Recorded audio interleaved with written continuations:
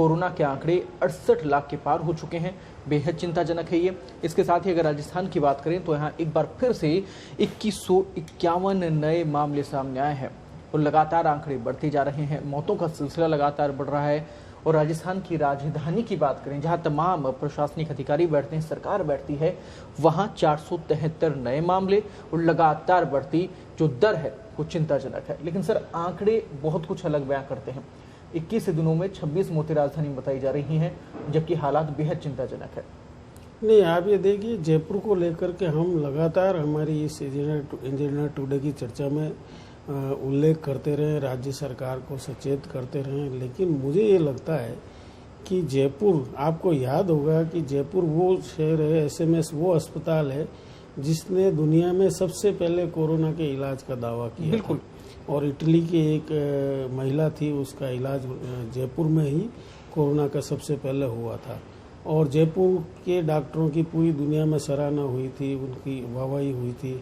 और कहीं न कहीं पूरे राजस्थान में जिस तरह से कोरोना से निपटने के लिए काम हुआ, वो चर्चा का विषय बना। भीलवाड़ा मॉडल की बात हुई। प्रधानमंत्री ने ये कहा कि अगर अन्य राज्यों के मुख्यमंत्रियों से आपको राजस्थान के मुख्यमंत्री, वहाँ की सरकार जैसे कोरोना से निपट रही है, उससे आपको सीख लेनी चाहिए। वो सारी एक हमारे उसकी एक अच्छी यादें थी कि कोरोना को हमने कितना अच्छी तरह से शुरुआत में निपटा। फिर हम पिछड़े क्यों? लेकिन क्या कारण लगता है? बाद में मुझे ये लगता है कि जैसे जैसे ये मामले बढ़ते गए, एक तो जो सबसे खराब घटनाक्रम इस काल में हुआ वो हुआ राजस्थान का 1 महीने का सियासी घमासान, जिसकी शुरुआत जो है वो राज्यसभा चुनाव से हो गई थी। राज्यसभा चुनाव में भारतीय जनता पार्टी ने जब अपना एक एक्स्ट्रा कैंडिडेट उतारा, जबकि उसके एक ही उम्मीदवार जीतने की थी, जिसकी सीटें थी, लेकिन एक उन्होंने एक्स्ट्रा उम्मीदवार उतारा, तब से ये हुआ राजस्थान सरकार में कि तोड़फोड़ कुछ हो सकती है, विधायकों को खरीद फरोख्त हो सकती है। और उसको लेकर के राजस्थान की सरकार ने गंभीर कार्रवाई करते हुए एसओजी में और एसीबी में मुकदमे दर्ज कराए और उप मुख्यमंत्री और मुख्यमंत्री को नोटिस जारी हो गए। तो उप मुख्यमंत्री सचिन पायलट ने इसको बहुत गंभीरता से लिया और वो जो पूरा घटनाक्रम है उसको मैं रिपीट नहीं करना चाहूँगा, लेकिन हालात वहाँ से जो बिगड़ने शुरू हुए आज तक संभले नहीं हैं। राजस्थान के अन्य शहरों में, जोधपुर कोटा को छोड़ दें तो स्थितियां सुधरती बिगड़ती रही है, लेकिन इन तीनों शहरों में तो सुधार का कोई संकेत ही नहीं। और राजधानी की हालत सबसे ज़्यादा भयावह है। आप ये देखिए कि राजधानी में जहां टॉप मोस्ट अधिकारी, पूरी सरकार, खुद मुख्यमंत्री, चिकित्सा मंत्री, सारे लोग बैठते हैं, वहाँ की आज हालत सबसे दयनीय है। तो जब ऐसे डॉक्टर, ऐसे अफसर जो जयपुर में बैठे हुए हैं, जो आम जनता की बजाय सिर्फ नेताओं की परवाह कर रहे हैं, तो स्थितियां तो यही होनी। और यही कारण है कहीं ना कहीं कि जब प्रदेश में कुछ जिले जहां पर कोरोना के आंकड़े बढ़े भी, पर अब वहां पर 90% से ज्यादा रिकवरी है। और जयपुर की स्थिति की बात करें तो 60% रिकवरी सिर्फ यहां पर बची है। तो कैसे संभलेंगे, कैसे व्यवस्थाएं संभालेंगे, जबकि त्योहारी सीजन सर पे है। दूसरी बात मैं इम्पोर्टेंट ये कह रहा हूँ कि जो बात हम शुरू से कर रहे हैं, भाई ये जो 1 महीने का अधिक मास आया था, इसमें एक बार फिर से कोरोना की चेन तोड़ने के लिए सरकार को 7 दिन 10 दिन का कोई लॉकडाउन करना चाहिए, लेकिन सरकार की समझ में ये बात नहीं घुसी और कहीं न कहीं उन्होंने ये फैसला किया कि नहीं, हम लॉकडाउन नहीं करेंगे, बजाय इसके हम जागरूकता कार्यक्रम चलाएंगे। अब वो जागरूकता कार्यक्रम क्या है? आप अजमेर का कल का सीन देखें, जहाँ चिकित्सा मंत्री जागरूकता कार्यक्रम आयोजित कर रहे हैं, वहाँ किस तरह से सोशल डिस्टेंसिंग की धज्जियां उड़ रही है। और लानत है पुलिस प्रशासन पर कि वो इसको, महामारी एक्ट लागू है, चाहे जिसके खिलाफ कार्रवाई कर सकता है जिला कलेक्टर, लेकिन वो चूंकि उसको वहाँ जब तक ऑर्डर नहीं मिल जाते तब तक प्रशासनिक अधिकारी तो हिलने को ही तैयार नहीं। जिला कलेक्टर कैसे चिकित्सा मंत्री रघु शर्मा के खिलाफ कार्रवाई करेगा? उसको, उनको रहना नहीं है क्या पद पे?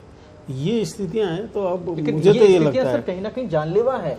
अगर इस प्रकार की लापरवाही स्वयं अगर जनप्रतिनिधि करेंगे, आप चाहे भाजपा की बात करें चाहे कांग्रेस की बात करें, लगातार जितने भी कार्यक्रम इनके अभी तक हुए हैं, जमकर सोशल डिस्टेंसिंग की धज्जियां उड़ी हैं। कोई परवाह नहीं कर रहा है। जो सिविल लाइन फाटक पे परसों बीजेपी का कार्यक्रम था, उसमें क्या हुआ सबने देखा। हम तो लगातार आपको फोटो वीडियो के जरिए, खबरों के जरिए जनता को, सरकार को, सबको बता ही रहे हैं कि देखिए आप लोग क्या कर रहे हैं। लेकिन दुर्भाग्य है और मुझे लगता है कि दीपावली इस ट्रेंड पर चली तो हमारी दीपावली इस साल की बहुत ज़्यादा खराब होने वाली है।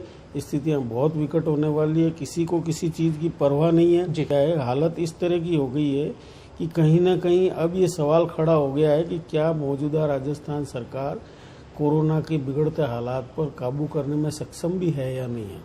सर, यहाँ अधिकारी भी लंबे समय से जमकर बैठे हैं, क्या आपको नहीं लगता कि ये भी पोल है हमारे यहाँ जयपुर की राजधानी की?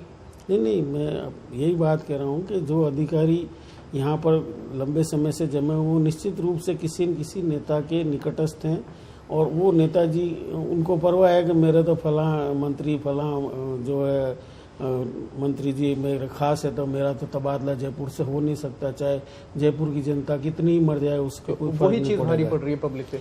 लेकिन स्थितियां इतनी खराब हो गई है राजस्थान की। इसमें जिम्मेदार कौन है वो भी जानना जरूरी। जनता से भी राय हम लेना चाह रहे हैं। एक सवाल जो आज का इस पूरे मुद्दे को लेकर जनता के सामने हम रख रहे हैं, आप इसका जवाब जरूर दें।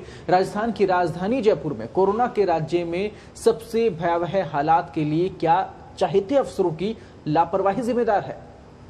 सीधा सीधा सवाल हमने आपके सामने रखा है और आज पत्रिका में इसको लेकर के हमने विस्तृत खबर भी दी है, क्या कारण है, कौन जिम्मेदार है और कौन अफसर कितने समय से जयपुर में है, क्यों है, सारी चीज़ें बताइए।